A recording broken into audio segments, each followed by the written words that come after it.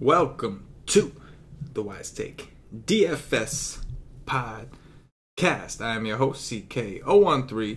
You can find me on Twitter at CK_013. And I'm joined once again by one of Wise Take's finest DFS analysts, Mr. Johnny the Greek. You can find him on Twitter at GDaddy80. But of course, if you're a member of the Wise Take Nation, you may know him better as Johnny the Freak, because he does freak things. Johnny, my man, how was your 4th of July, brother? Just another day, man. Yeah, it's good. It's good though. My girlfriend works normally, so she gets the day off. So it's good to spend time with her. So we got some errands done. We got to do lunch in between all the content we did today, and now I've made her some carne asada tacos here. Just took them off the grill here, so she's eating dinner now as I do the show. That sounds wonderful, like that dish. I know my man Johnny went to the CIA, Culinary Institute of America, one of the most prestigious schools out there for cooking. So when I come out to California, Johnny, I'm expecting a nice meal, bro. I'm just saying. I'm just saying. Like for you specifically, I'm expecting that. I'm glad, man. I'm glad. I had fun too. I had a barbecue in between doing everything. Luckily I have a good support system here with family and friends who were able to take care of everything while I was working on the articles, doing the content, trying to take over the DFS world, as we always do. But it was a great day, man. I, too, just like you, am a fan of America. Yes. I'm a big fan of America. Big fan. I like how he said that, and then that thing went viral. It's pretty funny. Yes, that was funny. Like when you said it at the time, it was funny, and I was just like, just keep it going. But then Joe texted me while I was while we were doing the show, and then I just lost it. I was like, oh god, that was great. And then I woke up and saw the tweet. He tweeted you, Johnny. Yeah, that was awesome. But anyway, Johnny, I know it's still kind of early for you. It's only like 8:30, 8:15 ish. Over on the West Coast, so the fireworks are going to be going off. I know you got them dogs. We're going to try to get through this show as quickly as we can while still killing it as we always do. We got 8 games, so it's the perfect setup for us to do it. It's right in our sweet spot, right, Johnny? 6 to 9 game-ish, I would say, is our sweet spot, and it's right there. I'm digging it. You know what? I've been liking the big slates too lately because it's just been free money. Yeah. Everybody's been making just the wrong decisions lately. We've been kind of crushing it. So, I like the smaller slates too, the 8-game slates. It's a little bit more manageable for GPPs. Cash games, I like the bigger slates. I just think people tend to make more mistakes. But, I like these little slates for GPPs a little bit better. For sure. Without further ado, let's jump on in. First up, we've got Pablo Lopez of the Miami Marlins visiting Jeremy Hellickson of those Washington Nationals. Total here is 9. Hellickson minus 168 at home, 89 degrees, 56% humidity. The heat wave is not quite done over here on the East Coast. What do you got, Johnny? Yeah, so there's just no way that I can pay $7,000 for Pablo Lopez against the Washington Nationals here. He didn't have a great first outing, 5 strikeouts. He gave up 2 home runs, 2 earned. 7K is just way too much. That's just egregious.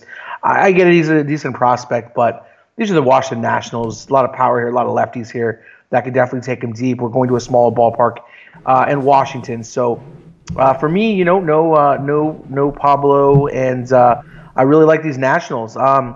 Just depending on where we get to with the slate, Jeremy Hellickson at 7,700.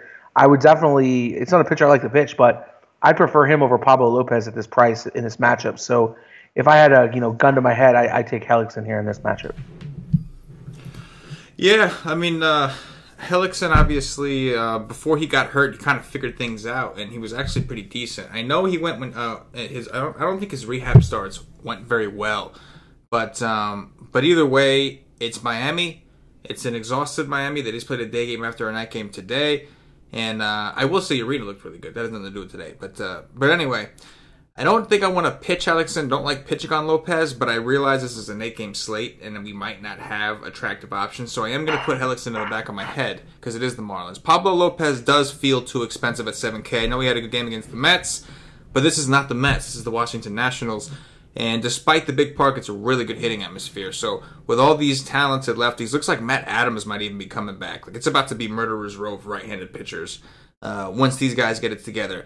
Eaton, who is a lefty, Trey Turner, who's got reverse split, Soto is a lefty, Rendon is hitting righties better than he's hitting lefties, Harper's a lefty, Murphy's a lefty, Adams a lefty. It's about to be murderer's row, for sure. Moving on, we've got Giovanni Gallardo of the Texas Rangers visiting Matthew Boyd, the lefty from the Detroit Tigers. Total here is 9.5. Detroit minus 110 at home, 84 degrees, 70% humidity. Another decent hitting atmosphere, but it's not Arlington. That's for damn sure. What do you got? Yeah, so this is the interesting game. I'm not a big fan of Texas out of Texas. I really don't like to go there a lot. Matt Boyd's not a bad pitcher, but he's not great. Gallardo is definitely a scratch off for me tomorrow in this matchup. I think I can attack him with some of these Detroit bats. And then with Boyd here on the other side, we had Adrian Beltre scratch today. I don't think he's going to make the lineup tomorrow. That's just going to weaken this lineup against Matt Boyd. I really don't have a ton of interest here in these Rangers bats. Being on the road, one of their better bats here against Boyd. Probably a cross-off for me. I think I'm just going to side with the Tigers bats here a little bit. Castellanos has been heating up.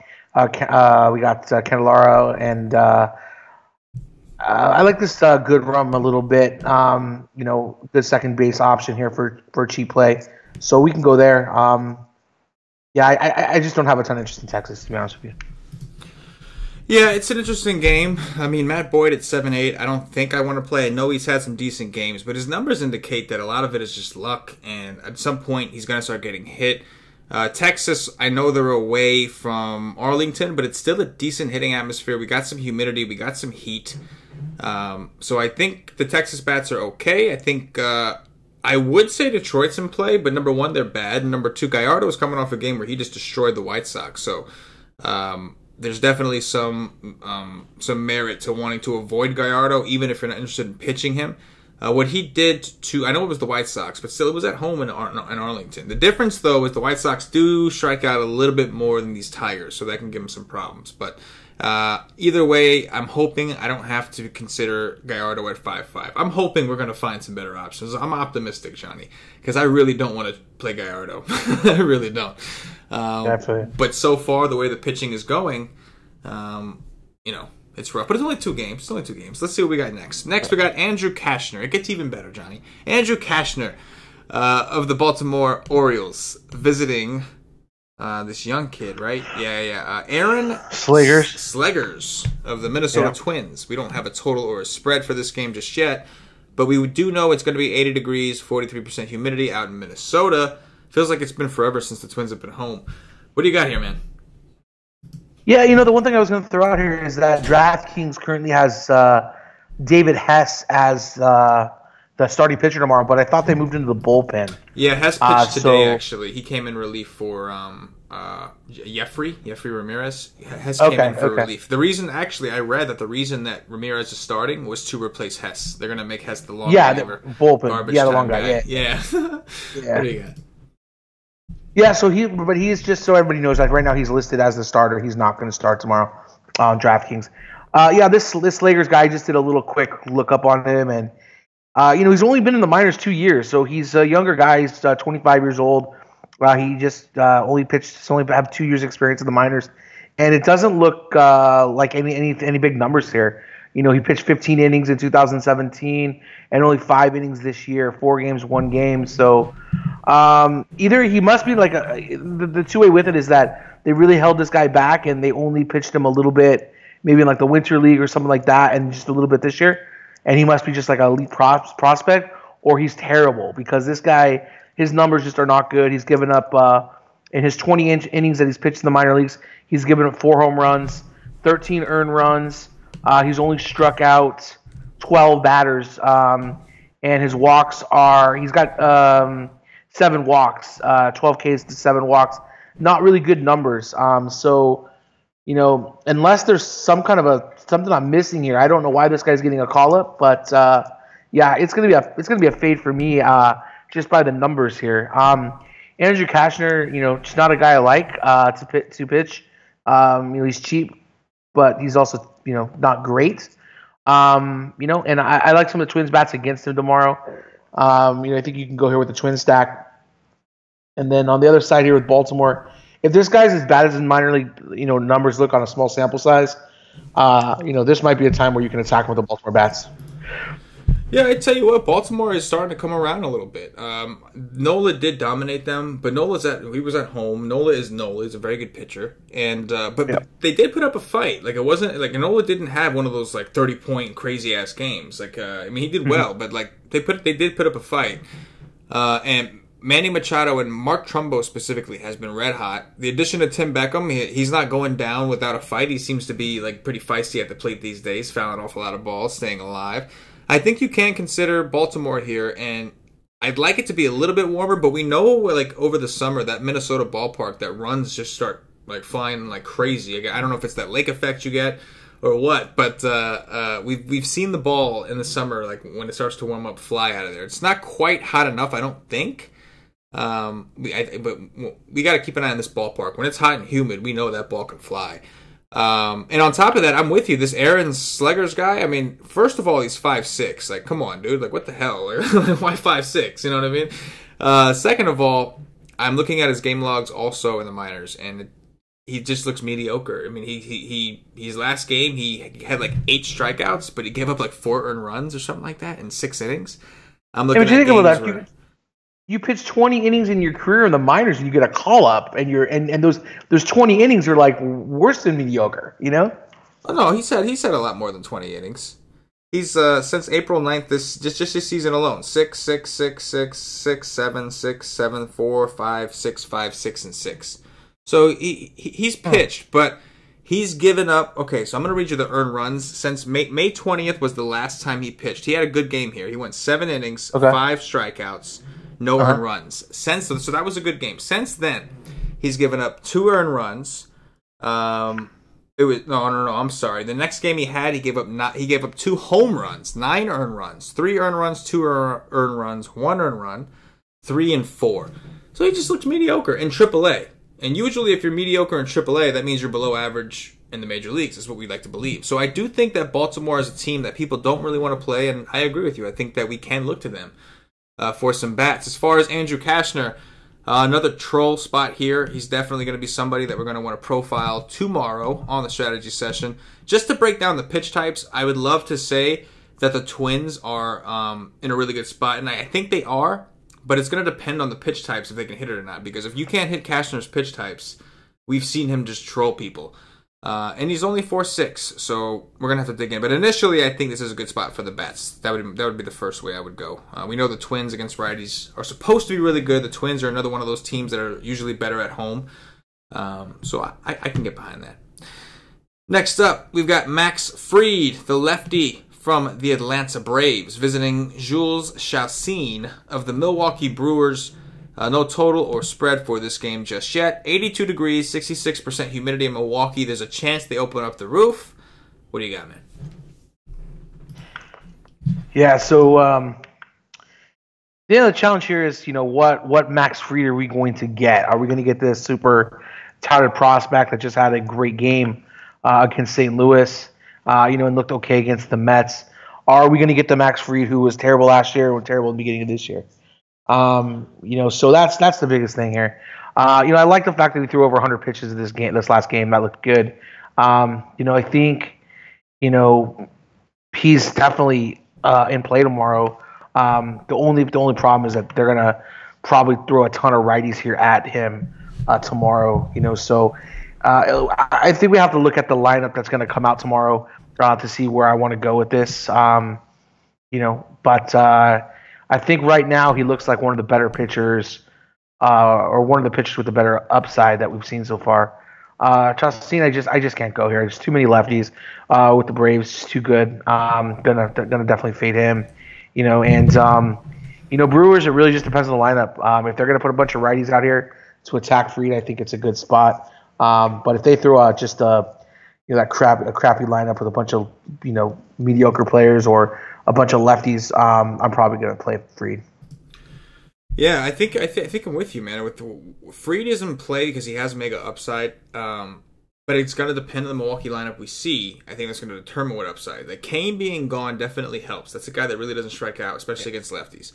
Yelich coming back is kind of like neutral because it's lefty on lefty. Then you're left with guys like Aguilar. You're left with like this guy's got power, but he does strike out a lot. Then you got like Keon Broxton, a guy who may play over like a Christian Yelich who came back from injury. He's got big upside, but he's also got a ridiculously high strikeout rate. So it's like, maybe not this year, small sample, but go ahead, look at, not you, Johnny, but the rest of the nation. If you don't believe me that he strikes out a lot, look at his numbers last year. You will see he's a strikeout guy. But then you got like a lot of the hitters that like I've grown accustomed to playing, like Shaw, Thames, like they're all lefties. So it's going to be interesting. Max Fried, initially you look at it, you're like 7.5. What is this guy? But look what he did to St. Louis. That's a team that doesn't really strike out. Ask Patrick Corbin. Patrick Corbin's out. He has his hands full right now with these Cardinals. They're not crushing them. And that's a bunch of good righties. Right. And that's against a bunch of good righties. So that was impressive. So I agree though. It's going to depend on what lineup we see from Milwaukee. But he's an option. Yeah. And also the Braves offense in a pretty good spot here against Small Park, Jules Chassin. Not that he's a terrible pitcher, but we do know he struggles against lefties. The Braves obviously have a lot of pretty good lefties. All the guys that you love to play from the Braves are lefties, so they're in play. Carlos Rodon, the lefty from the Chicago White Sox, visiting Justin Verlander, all 13-4 of him, of the Houston Astros. Total in this game is 8. Houston minus 270 at home. 88 degrees, 62% humidity. Maybe they open the roof. Sounds kind of hot to me, so maybe they close the roof because everybody would just be more comfortable that way. What do you got? Yeah, I don't think they want to open the roof here. I think they want to keep Justin Verlander's runs down. So I think they're going to leave the roof closed. Justin Verlander, the most expensive guy on the slate here. Like, I don't know if I can pay up for these pitchers in the heat right now. All these expensive pitchers have gotten blown up lately, or just haven't produced to their number where they should be at. So I think tomorrow not playing Verlander and Cash is okay. If you can find two pitchers that you like in the mid tier, or something that you can build a bunch of good bats around, I think it's fine. Carlos Rodon, this guy's just not what he was a couple years ago. He doesn't have the strikeout stuff that he's had in the past. I'm still kind of playing a wait and see with him, hoping he gets his stuff back here. I'm not going to play in a small sample size, just one game or 2 games if he gets a few strikeouts here, but I'm definitely, looking for a good little 3 or 4 game run just to see some positive regression here. And the other side, it's I really the Astros, like I think at a 5 over 5 run line, I think they're in play tomorrow, even though it is a lefty here. Because it is at home, they're a much better team at home. So I like them here a little bit tomorrow. I do like some of these bats against Verlander, just like I like Makata today. I like him again tomorrow. I think he's in a great spot here. He might be one of the guys that can take Verlander deep like today. So definitely that would be the guy I would go to against Verlander if I was going to go anywhere. Yeah, man. Moncada against righties, definitely an option. I think, as of right now, I think I'm going to try to get to Verlander. And, I've been attacking the White Sox, and they've been hot. Don't get me working out a ton, and they haven't seen anybody quite on the level of Justin Verlander. 13-4 is a crazy price tag. What it's going to come down to for me is if there's an offense that I feel like I need to have. There's no cores on the slate. So if there was, a cores or, a situation where, I need these bats, then it doesn't really make sense to go to Verlander because no matter what you do, it's going to be difficult. But if I don't see a ton of expensive bats I need, I could just buy the floor and the ceiling here and just hope he goes nuts. I do agree that it seems like these top-tier pitchers just aren't getting it done lately. But initially, compared to the competition, and I took a quick peek at what else we have on the slate, he seems far and above to be in the best matchup in terms of strikeout upside and talent. So I know it's 13-4. I'm going to hunt and see if I can find some cheap options. And we have a lot of different ones to pick. It's just going to be the matter of actually finding out the one that works. As far as Houston, I'm okay with Houston. I was excited that Rodon came back. This is a guy that normally has tremendous strikeout upside. But since he's come back, his strikeouts have really taken a back seat. So he's not pitching terribly, but he doesn't have the strikeout upside. We did see Minor struck out a lot of these Astros today. They ended up doing their thing for the most part, but he did strike out quite a bit of them. So we know they can strike out against lefties. Either way, they're at home now. Rodon just doesn't seem to have the strikeout upside he had, or just not yet. His swinging strike rate is really low. It's very difficult for him right now to strike somebody out. I think that I would look towards George Springer, Alex Bregman. Altuve's really been disappointing from a power perspective. Like, he's just got really low ISOs across the board. It really sucks that Correa is out, because when he was just before he got hurt, he was starting to really heat up and get going. So he was helping them out against lefties. Right now, it's really just been Bregman. And then, like, once in a while, you get a Josh Reddick production. Once in a while, you get a Marwin Gonzalez. But they're definitely missing that consistent, like last year, they were pretty consistent. 1 through, 5 was just, like, you knew they were going to score runs. They haven't been that way. Like, they score runs, but not with power. Their power numbers are just taking a drastic dip. Yeah, that's, they've lost, like, Colin Moran. I mean, they lost a lot of other, good pieces where they can move, kind of move in and move out people. Springer's been really cold lately too. Gurriel is heating up a little bit, so that's kind of helping this lineup. But yeah, Josh Reddick isn't hitting that well this year. There's just all these pieces are kind of like, Altuve's not the same guy this year. It seems like Correa has been hurt a lot, so I'm right there with you. The team has definitely been taking a back seat to what they did last year. Right. But we know what they're capable of, therefore we cannot rule them out. Next up, Eric Lauer, the lefty from the San Diego Padres, visiting Shelby Miller of the Arizona Diamondbacks. Total here is 8.5. 112 degrees. I'll bet you they close this damn roof. For the love of God, please. You're going to have some lawsuits. You don't close that roof. Some of these fans are going to get some heat strokes, and they're coming after that ass. So I assume they're going to close this roof. What's up, Johnny? What do you got? If they were going to close this roof, this would have to be like a 12-run total, right? this is ridiculous here. Shelby Miller, he's terrible. He's been really bad. I don't know why he's this expensive. It's not like, I'm not saying he's 10K or anything like that, but I still think 6,700 way too expensive for him. Eric Lauer, has been pitching okay lately, but I don't know if this is the right matchup for him. You got Goldschmidt really been heating up. You got AJ Pollock back here in the lineup. There's a bunch of good righties here, so I don't know if this is the right matchup, but the price is right for him at 5,300. Maybe we look at him. Look at matchups for him tomorrow. Maybe we go there, but this might sound a little crazy, but I like some of these Padres tomorrow, even though it's against the righty. I just don't have any faith in Shelby Miller right now. So I think I might look into it a little further and maybe take some of these bats against them. I do agree that Miller's price seems kind of ridiculous at 6.7. I think based off the way he's been playing, he should be a little bit cheaper. I don't know if I want to pick on him just yet. It looks like he has been really unlucky. He's only had 2 starts, so I don't want to overreact by numbers. But he has been a little unlucky. His batting average balls in play is like 444, which is like ridiculous. So I do think his xFIP is actually 3.12. His ERA right now is 11.42 in those 2 starts. His xFIP is only 3.12.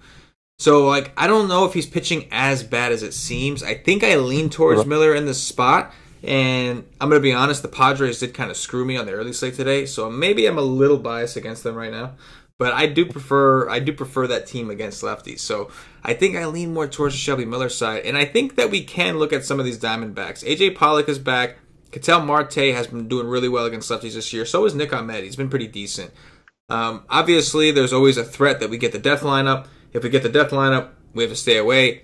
And we can maybe even consider Lauer. But if they put out a decent lineup, they get J.R. Murphy in there over Mathis, and they actually play Pollock and some of those other guys. You never really want to see John Jay and Dyson in there together. You don't usually want to see that. You know what I'm saying? When you see that, you're just like, you know what I mean?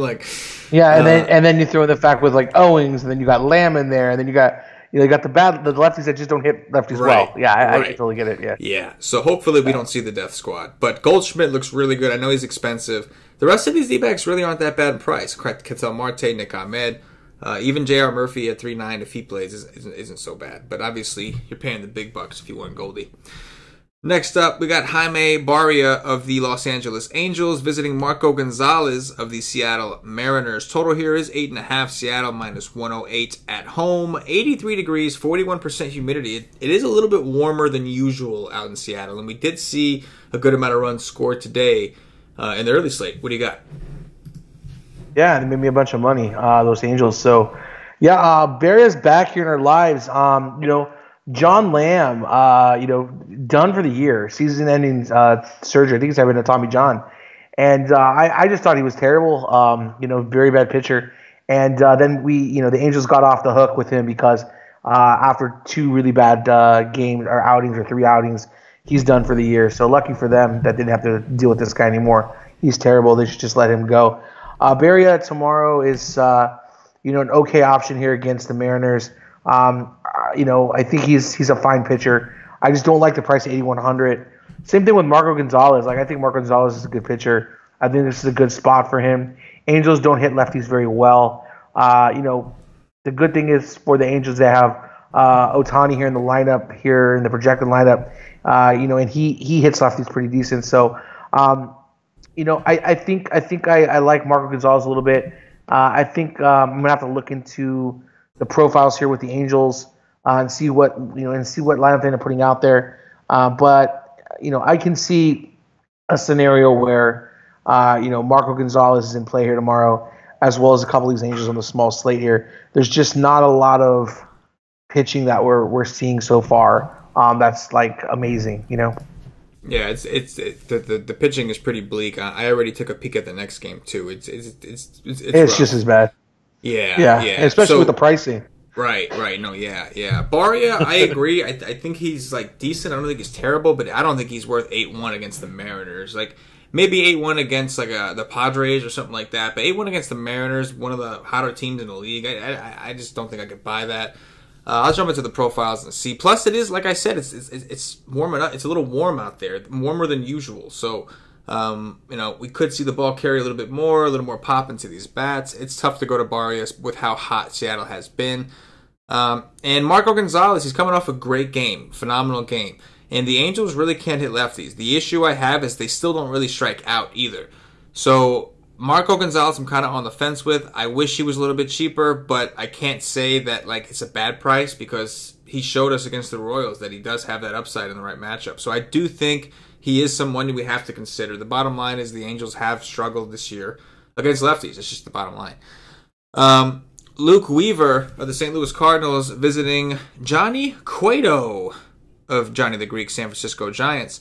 Total here is 7.5. San Francisco minus 135 at home. 64 degrees, 65% humidity. What can you tell us about your boy Cueto? Don't play him tomorrow. He's too expensive. Why would we get Johnny Cueto is going to probably be on a pitch limit tomorrow? Somewhere in the 80 pitches and pay over 11,000 for him on this slate. We're already hurting for pitching. I can't do it. I don't think it's a good spot for him, especially with the Cardinals here hitting righties really well. I get it, the ballpark's great, but this isn't the right spot for him, especially on the first pitch, on the first stint from the DL. So I won't go there. I mean, I'm not a Weaver fan in this spot. I think Weaver's in a better spot because of the pricing. And with San Francisco just coming out of Coors Field and just not doing anything relevant in any of those games here, really. I think that Weaver's in play tomorrow. I just don't like the price. So for me, it's really going to be the Cardinals and maybe some Weaver. And I really don't like pitching Weaver. He's really let me down this year, but definitely, he might be in play tomorrow here. I just don't like the pitching so far. No, I'm with you, man. I'm really not a fan, and it's making me like Verlander that much more, but also making me realize that Verlander is going to be ridiculously popular, ridiculously high owned. Yeah, so it's like a catch 22. Honestly, CK, this is what it's going to do. This slate is going to make us work a lot harder than we've had to work the last couple of slates. We just would basically look at the pitching. We're like, oh, we're good, but there's some homework to do tonight. So yeah. This is definitely a slate you're going to have to dig. You're going to have to. See, what I think with this slate is I think the first thing you need to do is try to find what bat you want. Because I think that's going to determine how much you have to work with. You don't want to force yourself. Because there's going to be a lot of hitting spots. That's the plus. If we don't like all these pitchers, then there's going to be some offenses that we like. It's a matter of which ones do we like the best and how much do they cost. And if we're forced on crappy pitching, is there an alternative out there at a cheaper price? Can I find a stack or a couple other guys like pivots that are cheaper that I think are in the same position. Like you're right. It's going to take. It's a little bit more. It's always a puzzle, but it's a little bit more of a puzzle for a slate like this. You got to figure out what your priorities are. Sometimes there'll be like an obvious spot where you're like, oh, okay, we got like such and such. We got like, I don't know, some crappy pitcher in cores, and it's like, so I already know I'm going to need money. So you're starting to look at the cheap guys. But this kind of slate without cores, without the Yankees, without the Red Sox, we don't really have too many of those expensive stacks. I think the Braves are one of the more expensive ones. And then, of course, Washington. But even Washington, like Bryce Harper is really the only one who's like priced up. Like Daniel Murphy's only 4.3. Sure. Like Trey Turner's only 4.6. Eaton's only 4.2. Like you could make that work. So we don't have those like massive spots that we're like, okay, well, we want the Yankees, we want the Braves. So it's going to come down to what do we want, and that's going to tell us what we have to work with. If you can find the stack that works or a build that works on DraftKings that allows you to just go like high-low with the pitching, go like Verlander and some cheap dude, then that's not so bad because then you really only have to like really, really study for one other pitcher. But if you find some bats that you're in love with and they're super expensive and you can't afford Verlander, that means you have to find two. You have to find two diamonds in this rough, which can definitely be tough. But yeah, man, Weaver, I don't want to pitch him. I very rarely pitch him. But one thing he has going for him is the Giants are coming out of cores. We have seen teams struggle coming out of cores. And it's not just coming out of cores. They're in like the opposite environment now. Like they're going from like the mountains to like sea level. It's like, you know what I mean? Like it's like literally like the opposite scenario. So Weaver does have that going for him. I'm with you on Cueto. I think 11.8 is just too expensive. I'd rather just find the money for Verlander if I was going to go all the way up to Cueto. And that is going to do it for the game-by-game breakdown. At this time, I'm going to remind everybody, if you haven't already checked us out at whitestake.com, I don't know what you're waiting for. Come check us out. Come rock with the nation, see what it's all about. Tomorrow is the return of the popular MLB DFS strategy session. It should be a pretty quick one, though sometimes those things get pretty long. But there's only 8 games tomorrow, so it should actually be a nice, smooth one. What we're doing is we basically show our screens, and we actually do the research with you guys, go over a few key stats for the day, go over every game, and we look everywhere with you. You can get our interpretation, and you can also look at the screen and make your own interpretation. Whatever the case is, it's really popular. There's also a chat, so we interact. It's a great thing. We also have Johnny the Greek's cash game article. We're going to have Cash and DFS on the GPP article. No cheat sheets. Cam is still out in the Dominican Republic. Some of us have to work, but apparently not Cam. When you're about to be a doctor, it's all good. You just take it easy and you just, let it all come. And gotta get ready for the good life, buddy. Gotta get ready for the good life. He's practicing. He's got to know how to act when he's in these situations more permanently down the road. So he gets a break. But no cheat sheets this week. And, of course, we will have the Y stream at 5:30 p.m. Eastern. After we've done our research, we do another live stream where we actually really dig in and tell you what we found and what we're actually on. And then don't forget, we also have, for those of you that like to do the MMA, if you like to do the quarter arcades, or if you just like to max enter contests, we do have our own projections at whitestake.com. You can download them if you're a member, and you can upload them into the optimizer of your choice, Fantasy Cruncher, Fantasy Labs, whatever optimizer you use that lets you upload projections, you can put them right in there and use them. With that said, $2.50, that's all it costs. That's one day. We are having a little bit of a sale, a 25% off sale for monthly memberships, season-long memberships, and year-long memberships for any sport that we offer right now. You can save 25% using the code Independence Day. You're going to have to Google how to spell that. I'm not going to spell it out for you. But Independence Day with no spaces, all one word, Independence Day. And you get 25% off monthly, season-long, or yearly. Johnny, I know you did a contest today. It was a contest within the nation during the Y stream, and I think there was basically a free DraftKings tournament, and the winner got a free coaching session. So that's one of the perks you get. You never know when we're going to bust out some contest that's exclusive to members or whatever the case was. I thought it was a pretty cool idea. We'll find out the winner and all that stuff, of course, tomorrow. But yeah, I thought that was really cool. In the meantime, Johnny, it's time for us to do some top threes, my man. This is going to be tough, but I need your top 3 pitchers. What do you got? Man, I hope we can find something here, CK, because I really don't want to pitch. Honestly, like I'm looking at this, and it's really sad when Andrew Cashner started to look good to you. I know, man. I'm saying, man, it's rough, man. Yeah, it's not pretty. No, not at all. Yeah, so just by default, like I mean, it's Verlander. Right? Man, it's Verlander. Yeah, there's just I've been shocked here, like about his pitching slate is. Yeah. It's Verlander. It's probably going to be Max Fried, whatever. And I think talent-wise, or I would say safety-wise, I'm going to say I think Marco Gonzalez is the next best arm on the slate. I don't know if that's where I'm going to end up going. I don't know if I'm going to be able to afford to go there, but those are the three arms I think right now I like the best. I hear you. I definitely agree in agreement with Justin Verlander. I would also go to Fried, even though he's kind of expensive here. And then I'd probably look towards Shelby Miller. More of a price play and the fact that it's the Padres. But obviously with the way he's looked, you don't feel good about that. Not one bit. But we're not going to feel good about the SP2, I don't think. Unless you can pitch like a safer option like a Marco Gonzalez. Or if you can afford to play both Verlander and Fried, you might feel a little bit better about your stuff. But if you're looking to load up on bats, it ain't going to be pretty. That we know. Top three stacks, Johnny. Who? Just first look. Obviously, you'll dig in and all that tonight and tomorrow, and tell us who you're on tomorrow. But what do you think?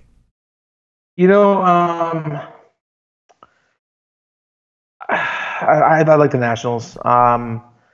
It's probably the best stack right now. I think Houston's fine tomorrow. I think I'm probably going to go to Minnesota a little bit here tomorrow against Andrew Kashner. So I'll probably go there. I say the Nationals. So Nationals, Minnesota, and we're going to go with the Braves. It's probably my three favorite stacks. I like it, man. I think I'm with you on the Nationals. I think that could be a leverage play. I think people will try playing Pablo Lopez at 7K because he was so good against the Mets. So I do think maybe we can get some leverage from the Nationals. He does seem interesting. They seem interesting. Baltimore is always low owned. I think I'm willing to take a chance on this Aaron Slegers guy. And then I think I would say maybe the Diamondbacks against Lauer, depending on the lineup. But if they put out a decent lineup, I think they can get to this dude. Dog watch time, Johnny. Who's hitting home runs? Yeah. So some of the most of our home runs came true today, but Colorado let us down. My Palka home run came through, so that was pretty good. There you go. And my Mikado, my Jan Mikado, I like that guy a lot. Mm-hmm. So yeah, for me tomorrow, where I'm going to look at for home runs, Juan Soto. He's just too hot right now, so I'm going to go and take Juan Soto. I like that call. I do. I will go with Paul Goldschmidt, even though he's very expensive and it may be tough to fit him. I'm going to try. I think this is the breakout game, and this is the get-right game for George Springer. He's going to hit a home run off Rodon. All right. I'll go with Mark Trumbo. He's been very hot, and I don't think anybody even really knows. If Logan Morrison makes the lineup tomorrow, he's going to hit a home run off Kashner, so that's where I would plant my flag here for the cheap 3,500. I like that call. I do. And I will end it with Mr. Manny Machado sticking to the Orioles theme. And that is going to do it for the Wise Take DFS podcast. If you're watching on YouTube, please click that thumbs up. Subscribe to the channel. If you're watching on Facebook, give us a like and a share to support the Wise Take Nation. If you are watching us on Twitch or Twitter, give us a follow, give us a retweet. And if you're listening to us on Podbean or iTunes, give us some 5-star reviews. Help bump us up those charts. We ask you to do these things because it really helps us out. It allows us to keep doing these shows for you for free. And we like to keep on doing it because we like hanging out with you guys. So whatever platform you use to watch or listen, all we ask you is to show us a little bit of love. That's what we're asking for. Johnny, any closing thoughts before we get up out of here, man? Yeah, so I'm going to just throw this out there. Football season's coming up here, and I know you have a special promo going on. So to sweeten that promo, if anybody that signs up for a 3-month pass or longer, I will throw in a free coaching session. Not bad. How about that? There you go. So, for Johnny the Greek, for myself, the entire Wise Take Nation, as always, good luck. Ship it. Yes.